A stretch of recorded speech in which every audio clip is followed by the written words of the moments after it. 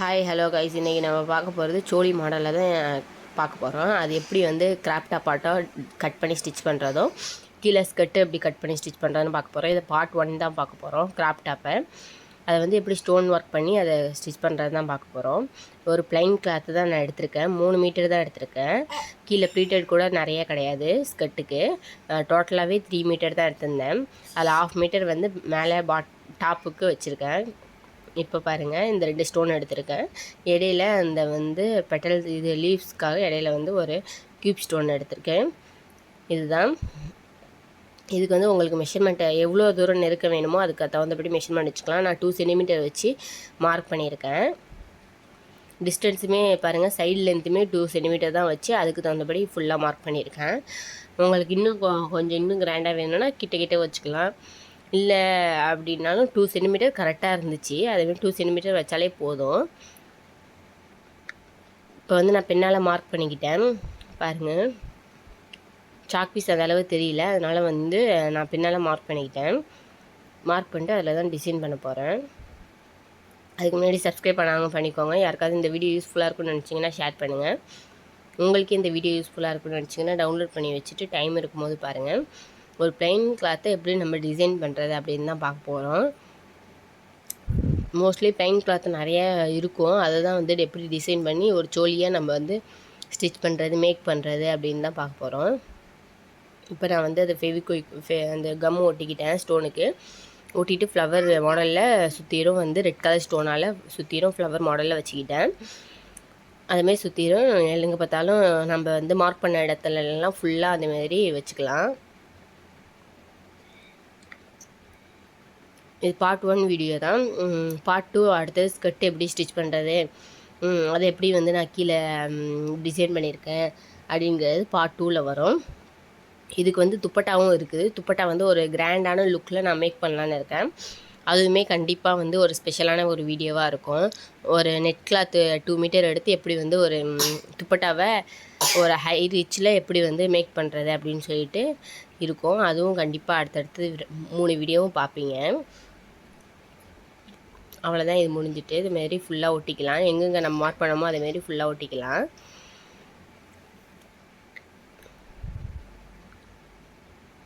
Video ரொம்ப லாங்காக இருக்கிறதுனால தான் நான் வந்து பார்ட் 1 பார்ட் 2ன்னு எடுத்திருக்கேன்.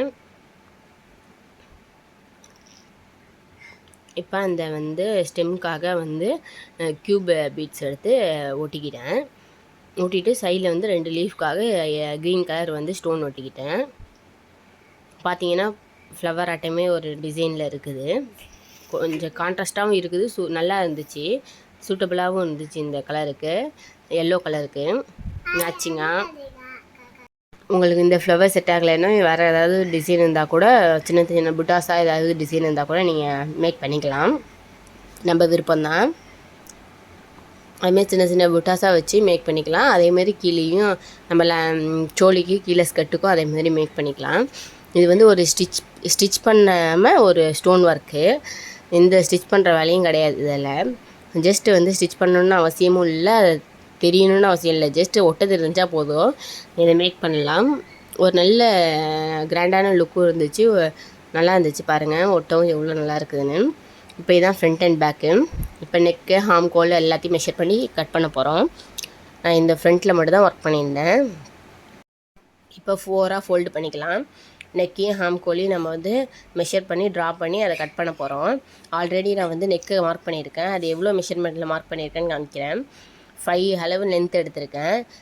எப்பயுமே ஓப்பன் நெக் வந்து 3 தான், அதேமாரி 3 விட்டுருக்கேன். அப்புறம் ஷோல்ட்ரு வந்து 2.5லேருந்து 3 வரைக்கும் எடுத்துக்கலாம். நான் வந்து 2.5 வச்சுருக்கேன் இதில். அப்புறம் ஹார்ம் கோலோட அளவு வந்து 6 to 7 வரைக்கும் எடுத்துக்கலாம். நான் இதில் வந்து 6 எடுத்துருக்கேன். இப்போ இதை மார்க் பண்ணி கர்வாக வரைய போகிறோம். வரைஞ்சி அதை தான் கட் பண்ண போகிறோம். அதுக்கு வந்து நான் எப்பயுமே வந்து டபுள் லைன் தான் போடுவேன். அதேமாரி டபுள் லைன் போட்டு மார்க் பண்ணிக்கலாம். நான் நெக்குக்கு வந்து சிங்கிள் லைனில் தான் இதில் போட்டிருக்கேன். உங்களுக்கு வேணுன்னா டபுள் லைன் போட்டு நீங்கள் மார்க் பண்ணிக்கலாம். ஏன்னா ஸ்டிச்சஸ்க்கு வந்து பர்ஃபெக்டாக இருக்குதுன்னு நினச்சிங்கன்னா சிங்கிள் லைன் போட்டுக்கலாம். இல்லை டவுட் இருக்குதுன்னா டபுள் லைன் போட்டே கட் பண்ணுங்கள், அதுதான் சேஃபு. இப்போ கட் பண்ணிக்கலாம்.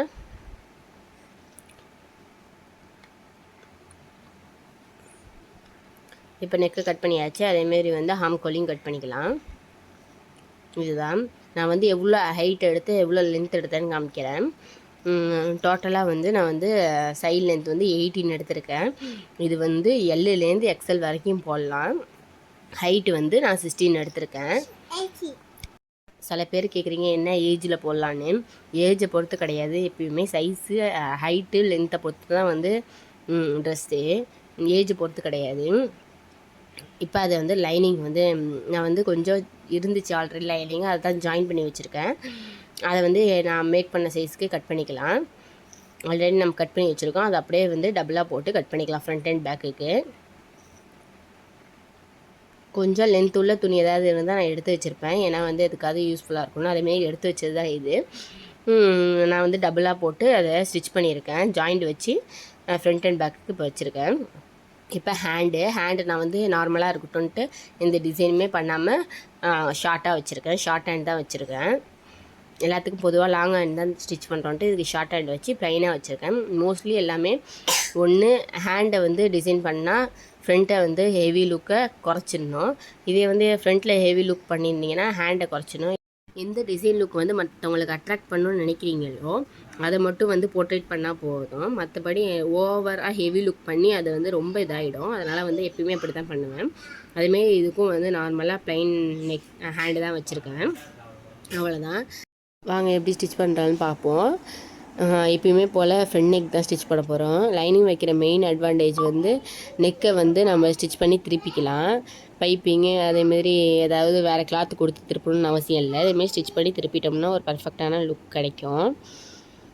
இப்போ ஸ்டிச் பண்ணிக்கலாம். கரெக்டாக எஜ்ஜஸ் ஸ்டாப் பண்ணி ஸ்டிச் பண்ணால் தான் அந்த ஷேப் வரும். அதுமாரி ஸ்டிச் பண்ணிக்கிறேன். ஸ்டிச் பண்ணி திருப்பிக்கிட்டு படிமான தையல் போட்டுக்கிறேன்.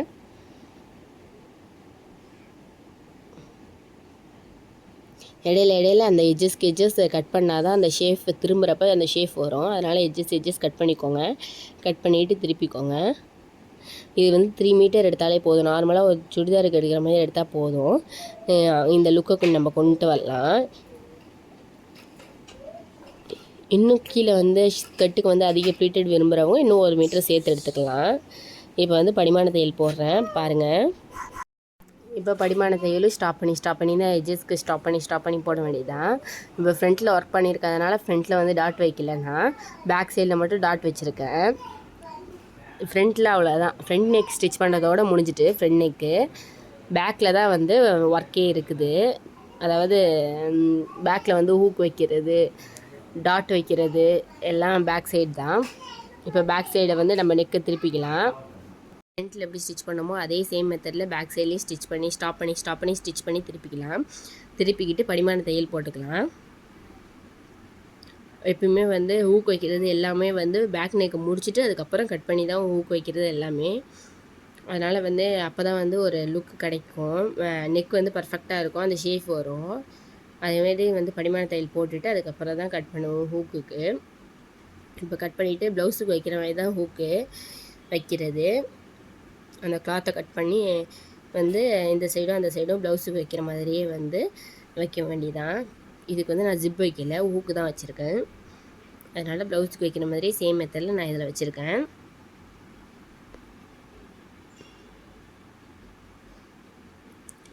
கொஞ்சம் துணி கொடுத்து ஸ்டிச் பண்ணி திருப்பிக்கிட்டு படிமான தையல் போட்டுவிட்டு அதுக்கப்புறம் தான் நம்ம மடித்து தைக்க போகிறோம்.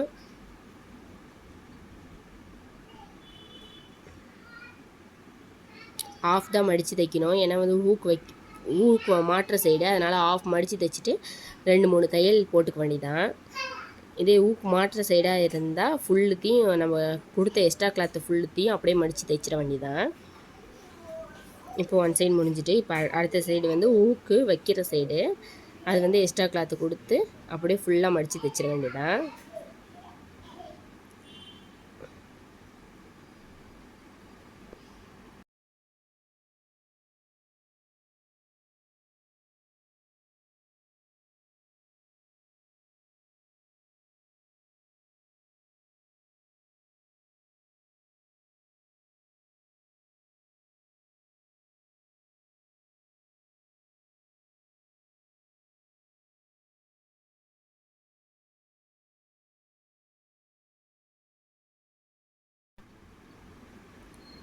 இப்போ 2 சைடும் ஹூக் வச்சாச்சு. இப்போ வந்து நம்ம மேலே ஹூக் வைக்கிறது வச்சாச்சு. இப்போ 2 சைடும் ஷோல்டர் ஜாயின் பண்ணிக்கலாம். அவ்வளோதான், 2 பக்கமும் ஷோல்டர் ஜாயின் பண்ணியாச்சு. நெக்கும் வேலையும் முடிஞ்சிடுச்சு. இப்போ அடுத்தது ஹேண்டு ஜாயின் பண்ண போகிறோம். ஹேண்டு ஜாயின் பாருங்கள் உள்ள நல்லா இருக்குதுன்னு. இப்போ ஹேண்டை ஜாயின் பண்ணிக்கலாம். நான் எப்பயுமே சென்டர்லேருந்து தான் ஜாயின் பண்ணுவேன். அதேமாரி சென்டர்லேருந்து ஜாயின் பண்ணிக்கலாம். நான் ஹேண்டுக்கு லைனிங் வைக்கல. வேணுங்கிறவங்க விரும்புகிறவங்க வச்சுக்கோங்க. இதில் வந்து நான் சென்டர்லேருந்து அதேமாரி ஜாயின் பண்ணிக்கிறேன். எக்ஸ்ட்ரா இருக்கிறத கட் பண்ணிவிடுங்க. எப்பவுமே எக்ஸ்ட்ரா தான் விட்டு கட் பண்ணுவேன். ஏன்னா 10ஆம் பெண்ணாக ஜாயிண்ட் வைக்க முடியாதுன்ட்டு எக்ஸ்ட்ரா விட்டே தான் கட் பண்ணியிருக்கேன்.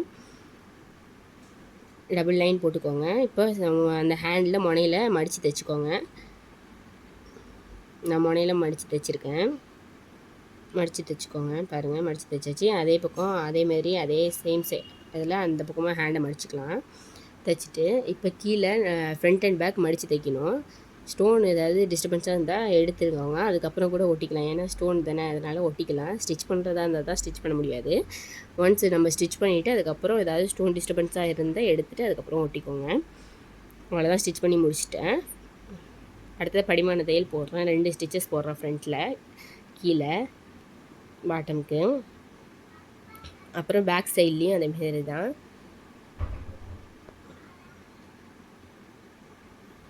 பேக் சைட்லேயும் அதேமாரி கீழே மடித்து தைச்சிக்கிறேன். தைச்சிட்டு 2 பக்கமும் ஜாயின் பண்ண போகிறேன்.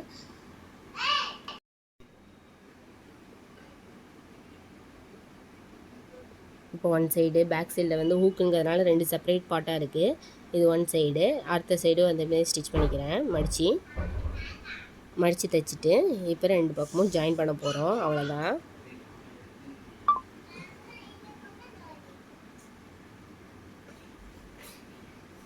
அதுக்கப்புறம் 2 பக்கம் ஜாயின் பண்ணிவிட்டு நம்ம சைஸுக்கு ஏற்ற மாதிரி உங்களுக்கு டாட் வச்சுக்கலாம். கொஞ்சம் எக்ஸ்ட்ராவே டாட் வைக்கணும். ஏன்னா வந்து ஃப்ரண்ட்டில் வைக்காதனால பேக்கில் தான் வைக்கிறதுனால எக்ஸ்ட்ராவே வச்சுக்கலாம். ஹூக் இருக்கிறதுனால ஒன்றும் பிரச்சனை இல்லை, நம்ம ஃபிட்டாக போட்டுக்கலாம். அதனால் வந்து கொஞ்சம் எக்ஸ்ட்ராவே பேக் சைடில் டாட் வச்சுக்கோங்க 2 பக்கமும். இந்த வீடியோ பிடிச்சிருந்துச்சின்னு நினச்சிங்கன்னா கண்டிப்பாக லைக் பண்ணுங்கள். யாருக்காவது உங்களுக்கு ஷேர் பண்ணணுன்னு நினச்சிங்கன்னா ஷேர் பண்ணுங்கள். வீடியோ பார்க்கும்போதே லைக் பண்ணிங்கன்னா தான் அடுத்தவங்களுக்கு ஷேர் ஆகும். மோஸ்ட்லி ஷேர் ஆகாதனாலே நிறைய பேர் பார்க்க மாட்டேறீங்க. நீங்கள் வந்து லைக் பண்ணால் தான் எல்லாேருக்கும் ஷேர் ஆகும். அதனால் கண்டிப்பாக லைக் பண்ணுங்கள், சப்போர்ட் பண்ணுங்கள். தொடர்ந்து இதேமாரி வந்து யூஸ்ஃபுல்லான வீடியோ நிறையா வந்துகிட்டே இருக்கும். வெயிட் பண்ணி பாருங்கள். சப்ஸ்கிரைப் பண்ணி வச்சுக்கோங்க. தேங்க்யூ. கண்டிப்பாக கமெண்ட் பண்ணுங்கள், இந்த வீடியோ எப்படி இருக்குது, யூஸ்ஃபுல்லாக இருக்கா இல்லை நல்லா இருக்கா அப்படின்னு சொல்லிட்டு கமெண்ட் பண்ணுங்கள்.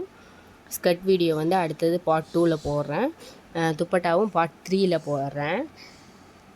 துப்பட்டா மேக் பண்ணுறது வந்து ஒரு கிராண்டான ஒரு லுக்கில் மேக் பண்ணணுன்னு இருக்கேன். அதேமாரி வந்து பார்ட் 3ல் போடுறேன். மோஸ்ட்லி சிம்பிளாக தான் நம்ம இது வரைக்கும் துப்பட்டா மேக் பண்ணியிருக்கோம். இது வரைக்கும் கிராண்டாக பண்ணதில்லை. பண்ணும்போது கண்டிப்பாக நான் வந்து அப்லோட் பண்ணுறேன். இது வரைக்கும் சப்போர்ட் பண்ணிகிட்ருக்கீங்க, இன்னமும் சப்போர்ட் பண்ணிகிட்டே இருங்க. முக்கியமாக லைக் பண்ணால் தான் அடுத்தவங்களுக்கு போகும். அதனால் கண்டிப்பாக லைக் பண்ணுங்கள். தேங்க்யூ.